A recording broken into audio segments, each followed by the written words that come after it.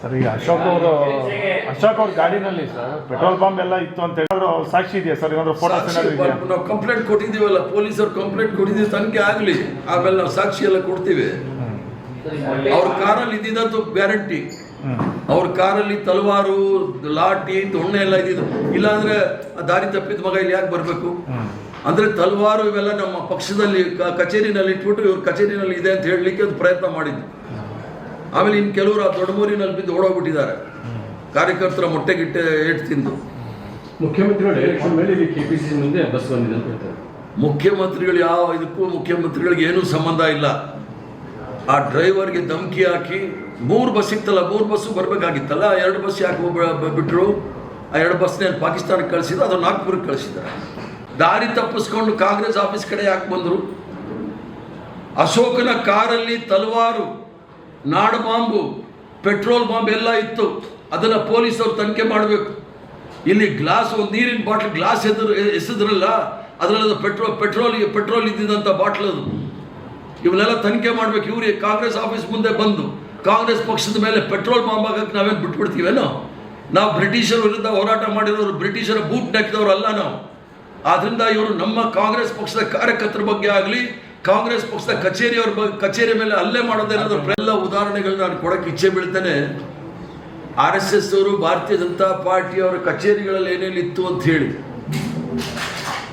Kannur BJP ಕಚೇರಿಯಲ್ಲಿ bomb ಮತ್ತು ಸುಮಾರು 100 ಮಾರಕಾಸ್ತ್ರಗಳು.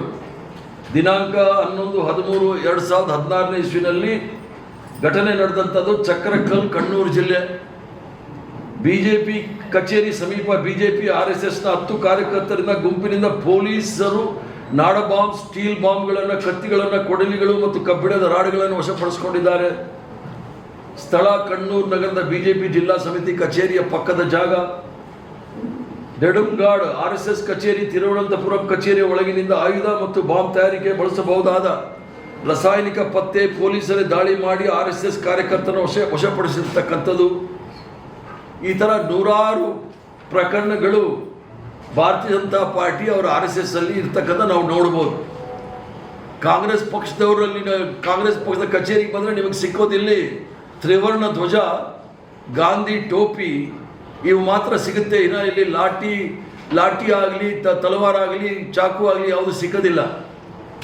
ದೇಶದ ಜನಗಳಿಗೆ ಭಯ ಬೀಳಿಸ್ಲಿಕ್ಕೋಸ್ಕರ ಲಾಠಿ ಸಾರ್ವಜನಿಕವಾಗಿ ತಿರುಗಿಸೋದು ಯಾರು ಅಂತ ನಾನು ಈಗಾಗಲೇ ಹೇಳಿದ್ದೀನಿ. ತಲವಾರುಗಳನ್ನ ತಿರುಗಿಸೋದು ಯಾರು ಅಂತ ನಾನು ಈಗಾಗಲೇ ಹೇಳಿದ್ದೀನಿ. ತ್ರಿಶೂಲ ತೆಗೆದುಕೊಂಡು ಓಡಾಡು ಅಂತ ಹೇಳಿದವ್ರು ಯಾರು ಅನ್ನೋದನ್ನು ಸಹ ನಾನು ಹೇಳಿದ್ದೀನಿ.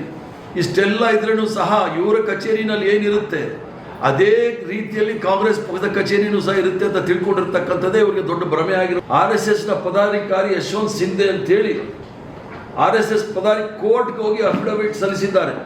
ನಾವು BJPಯನ್ನು ಗೆಲ್ಲಿಸಲು ಬಾಂಬ್ ಸ್ಫೋಟ ಮಾಡಿದ್ವಿ ಅಂತ ಹೇಳಿ, ದೇಶ ವಿರೋಧಿ ಚಟುವಟಿಕೆ ನಡೆಸಿ ಚುನಾವಣೆ ಗೆಲ್ಲಲು ಕಾಂಗ್ರೆಸ್ ಪಕ್ಷದ ಬಗ್ಗೆ ಮಾತಾಡಲು ನೈತಿಕತೆ ಇದೆಯಾ ಶುರು ಮಾಡಿದ್ದೆ BJPಯವರು. ಸಿದ್ದರಾಮಯ್ಯನವರು ಮಡಿಕೇರಿಯಲ್ಲಿ ಪ್ರವಾಸ ಸಂದರ್ಭದಲ್ಲಿ ಯಾರು ಮೊಟ್ಟೆ ಹೊಡೆದಿದ್ದು ಅಂತೇಳಿ ಅವ್ರನ್ನ ಕೇಳಿ ಇಚ್ಛೆ ಬೀಳ್ತಾನೆ. ನಮ್ಮ ನಾಡಿನ ಜನಪ್ರಿಯ ಮುಖ್ಯಮಂತ್ರಿಗಳಾಗಿ ಕಾನೂನು ಕ್ರಮ ತೆಗೆದುಕೊಳ್ಳಿ, ಅದರಲ್ಲಿ ತಪ್ಪು ತೊಂದರೆ ಏನಿಲ್ಲ. ಈಗಾಗಲೇ ನಮ್ಮವ್ರನ್ನೆಲ್ಲ ನೆನ್ನೆ ಅರೆಸ್ಟ್ ಮಾಡಿ ಬೇಲ್ ಮೇಲೆ ನಾವು ಈಚೆ ಕರ್ಕೊಂಡು ಬಂದಿದ್ದೀವಿ. ನಾವು ಮೊಟ್ಟೆ ಎಸೆದಿಲ್ಲ, ಅವ್ರ ಮೊಟ್ಟೆ ಏನು ಎಸೆದ್ರು ಆ ಮೊಟ್ಟೆನ ಹಿಡಿದು ಅದೇ ಮೊಟ್ಟೆನ ನಾವು ವಾಪಸ್ ಕಳಿಸಿದ್ದೀವಿ ಅವ್ರಿಗೆ. ನೀವೇ ತಗೊಂಡೋಗಿ ನಾವು ಮೊಟ್ಟೆ ತಿನ್ನಲ್ಲ, ನಾವು ಸನಾತನಿಗಳು ಅಂತ ಹೇಳಿ. ಮೊಟ್ಟೆ ಸಂಸ್ಕೃತಿ ಅವ್ರದ್ದೇ, ಮೊಟ್ಟೆ ಸಂಸ್ಕೃತಿ, ಬೀಫ್ ಸಂಸ್ಕೃತಿ ಎಲ್ಲ ಅವ್ರದ್ದೇ. ದೇಶದಲ್ಲಿ, ಇಡೀ ಪ್ರಪಂಚದಲ್ಲಿ 2ನೇ ಅತಿ ಹೆಚ್ಚು ರಫ್ತು ಮಾಡ್ತಾ ಗೋಮಾಂಸ ರಫ್ತು ಮಾಡೋದೇ ಭಾರತೀಯ ಜನತಾ ಪಾರ್ಟಿ ಸರ್ಕಾರ. ಅಂಗನವಾಡಿ ಮಕ್ಕಳಿಗೆ ಮೊಟ್ಟೆ ಕೊಡೋಕೆ ಯೋಗ್ಯತೆ ಸರ್ಕಾರಕ್ಕೆ, ನಮ್ಮ ಮೇಲೆ ಮೊಟ್ಟೆ ಇಸ್ತಾರೆ. ಅಂಗನವಾಡಿ ಮಕ್ಕಳಿಗೆ, ಬಡ ಮಕ್ಕಳಿಗೆ ಮೊಟ್ಟೆ ಕೊಡುವಾಗ ವಿರೋಧ ಮಾಡಿದವ್ರು ಯಾರಂತೆ? ನಾವು ಶಾಕಾಹಾರಿಗಳು ಮೊಟ್ಟೆ ಕೊಡಬಾರ್ದು ಅಂತ ಹೇಳಿ ಗಲಾಟೆ ಮಾಡಿದವ್ರು ಯಾರಂತೆ? ಇದೇ RSS ಅವರು, ಇದೇ ಇವ್ರ ಸಂಘ ಪರಿವಾರದವರು.